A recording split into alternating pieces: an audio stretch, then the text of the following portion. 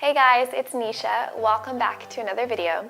Today I have something a little bit different in store for you. If you follow me on Instagram at Rainbow Plant Life, you know that I'm really passionate about food photography. And I get requests all the time to do tutorials on food styling and food photography and to share tips on how to improve your food photography. So that's exactly what I'm going to do today. I'm going to take you behind the scenes, which is just right back here in the other part of my apartment, and I'll show you how I'm going to style some cranberry cranberry orange streusel muffins.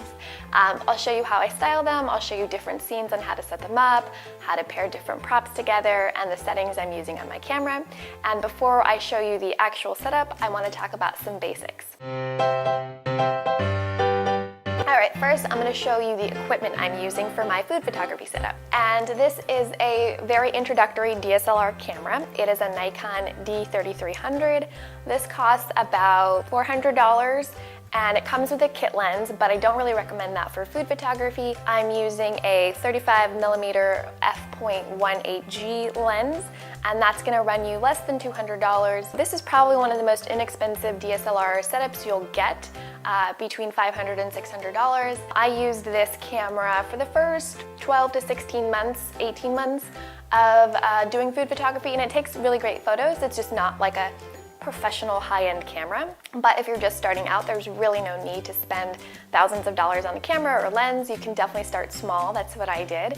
You can also get a Canon. Canon makes great introductory DSLR cameras that are really affordable as well. The Canon Rebel series is really popular with beginners. In addition to my camera, I also have a tripod. This is a very inexpensive travel tripod, not necessarily recommended for food photography because it's not super stable, but I have been using it for the last year or two without breaking anything. And any equipment I'm talking about, I will put in the description box below. And this is the tripod I use when I want to take shots that are like head on or at an angle or something like this. And then I also have a tripod with an overhead arm for when I want to take flat lays or photos like overhead. Like, I don't know what this hand motion is, but you know what an overhead shot is. This is a much larger tripod. The legs aren't even extended. It's very sturdy. And this is an overhead arm that comes separately, and that helps me take those overhead shots. I don't have to hurt my back and bend over and do it by myself. I just use the tripod for that. Now let's talk about lighting. Lighting is the most important thing for good food photography. If you are a beginner, my advice is to always shoot in natural light. If you're a little more advanced, you can experiment with some artificial lighting, but for beginners, my recommendation is to always shoot in natural light. And natural light is just the light that comes from nature, so the light that comes through one of your windows, or if you have a glass door, or even a screen door. The biggest mistake I see on Instagram with food photos is the lighting, and it's usually because the person is using an overhead kitchen light, or a lamp, or an overhead light in their living room, or wherever they're shooting. And it gives the food this like really orange, unattractive quality because of the light bulb. And the last thing you want is your food to look unappetizing. So my advice is to turn off all your lights in your house and experiment. Go find the best windows and sources of light and doors in your house, and try different times of day, try different seasons, because the best source of light will vary based on the location of the sun, the angle of the sun, the time of year, the time of day. So get creative and don't be afraid to experiment. And you might think that the more natural light, the better, and you might be tempted to go outside and shoot right in the sunlight, but that's actually not a good idea, because having direct sunlight on your food is going to create harsh shadows and blown out highlights. It's going to make your food look just harsh and like not have that nice soft glow that you want for food photography. So the best natural light is actually indirect light. So it's already indirect if it's coming through your window because it's blocked by the window. If you feel like you don't have enough light coming through your windows or doors because you live in a dark space or it's winter, not to worry. I recently just moved into a new apartment, but before that I lived in a really old building on the ground floor, and it was always dark. But I was still able to take some really good shots because one, I used a tripod, always, and two, you can use like a reflector, which is like a white surface, and you can hold it up to put against the dark shadows. That will add some light, and you don't need to buy anything specific. You can just get white foam boards from your craft store and make your own, or you can hang it up on a clip, or if you have a helper in the house, you can have them hold it while you're taking the photo. But if you have too much light coming in, maybe because you have a huge window or it's really sunny that day and it's the middle of the day, you're gonna wanna diffuse the light so it's not as harsh, and I'll show you how I do that. This is the window I normally shoot my photos by. It faces south, south by southwest, so it gets a lot of light in the afternoon, honestly too much light, so I'm gonna show you how I diffuse the light. As you can see, without blocking any of the light from my window, the light is way too harsh for food photography. There are blown out highlights and uneven shadows, and it gives the food a harsh and unattractive appearance. I just take these black foam boards that I bought at a craft store just for a few dollars, and I put them up against my window and draw the shades to block out the light. But I'll still have enough light coming in from the other window in my apartment.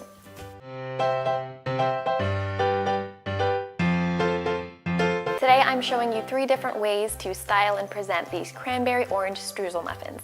And the first method will be the most basic. It's going to be an overhead flat lay of the muffins directly in the pan. The muffins are directly in the muffin pan that I bake them in, and it's sitting on top of a food photography board. To help style the scene, I have some fresh cranberries as well as sugared cranberries to give a festive flair. For this shot, I want a direct overhead shot of the muffins in the pan. But instead of having all 12 muffins just sitting there, I want to get a little playful and add some creativity. So I'm going to start by taking one muffin out of the pan, and to replace it, I'll add some cranberries in the muffin tin. When I'm styling a dish, I like to use as props the actual ingredients in the dish to remind the viewer of what the dish is all about.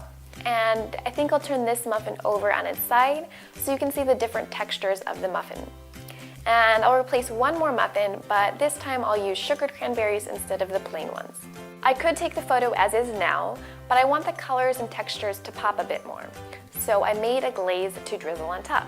Well, actually, I made the glaze because it's delicious and it's part of the recipe, but it's also great for photos. And lastly, I'll add some orange zest on top, again, to emphasize the ingredients in this recipe. And I'm using my tripod with the overhead arm, as well as a wireless remote, which enables me to take a photo without touching the camera, so there won't be any camera shake. Since this is an overhead flat shot, there's no difference in depth of field, so I want everything to be in relatively equal focus. To do that, I shoot at a narrow aperture, or in other words, at a high f-stop.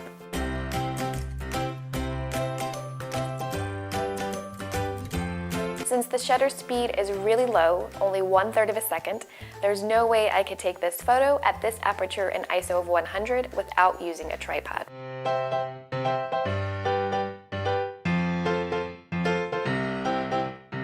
Now I want to get a more close-up shot of the muffins in the pan, so I'm going to lower my tripod legs so the camera is closer to the food.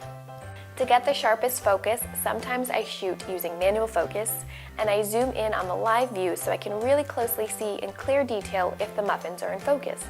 Autofocus does work really well on most DSLR cameras, depending on your lens, so I often use that just because it's a lot quicker.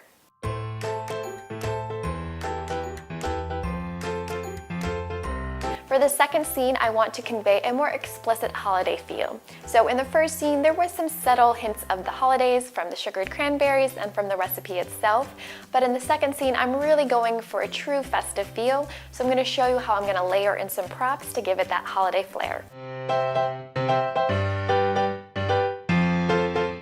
For the second scene, I'm using the same food photography board, but because I want it to be more festive, I'm going to layer in some holiday props one layer at a time. It's always best to start with just 1 or 2 props and work your way up, instead of starting with a bunch of props. That way it's easier to remove elements if you have too much going on, but it's a little harder to remove a bunch of props if you already have them there and are determined to use them. Because I like to show the elements of the recipe as props, I'm going to add some fresh cranberries to this marble cutting board. To give this photo a homemade, rustic look, I'm crushing the cranberries so you get a sense of what my kitchen actually looks like when I use cranberries.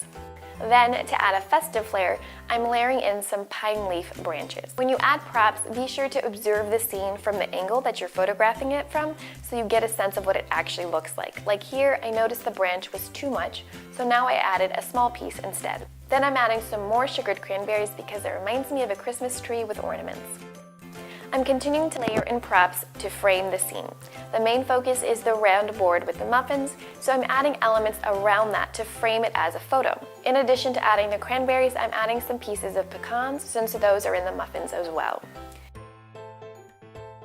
This looks good to me now, so now it's time to add icing.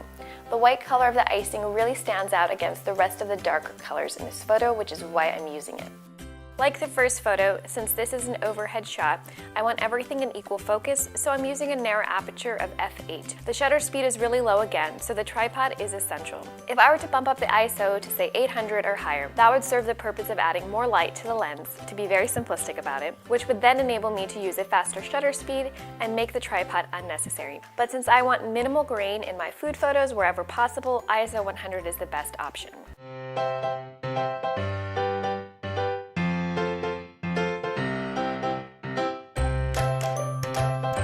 For the third and final scene, I want to add a human element to the scene. I think it's amazing when photographers incorporate some sort of human element, whether it's their hands or their bodies, because it adds more dimension to the photo, it tells a story, and it just seems more inviting for the viewer. For the final scene, I'm using a different photography board. This one is wooden, so it'll have more of a rustic look, but I still want the holiday vibe, so I'm using these cute string lights. So the round wooden board on top of the wooden board felt like too much wood, so I'm layering in a white linen towel to add some dimension and variety. And for more holiday flair, I have some pine branches with holly in a vase. Unlike the first two shots, I'm taking this last photo at a roughly 90-degree angle instead of overhead, so I won't need the overhead arm tripod. With food photos that are taken head-on at a 90-degree angle or 45-degree angle, it's usually best to have a shallower depth of field. It creates a more interesting photo when you have a blurred or slightly blurred background and a very focused foreground. So I want to make sure that the muffin in the very front looks perfect. And if you don't get the perfect shot or have the right lighting on your first try, just keep experimenting by changing your aperture or your shutter speed or ISO until you get the shot and lighting that you want.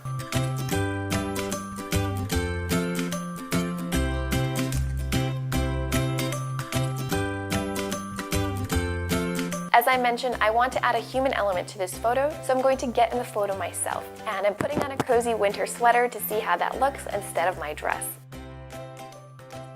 Action photos are pretty popular with food photography, and if I want to capture the motion of pouring the glaze on the muffins without any motion blur, I have to increase my shutter speed to at least 1/60 or higher.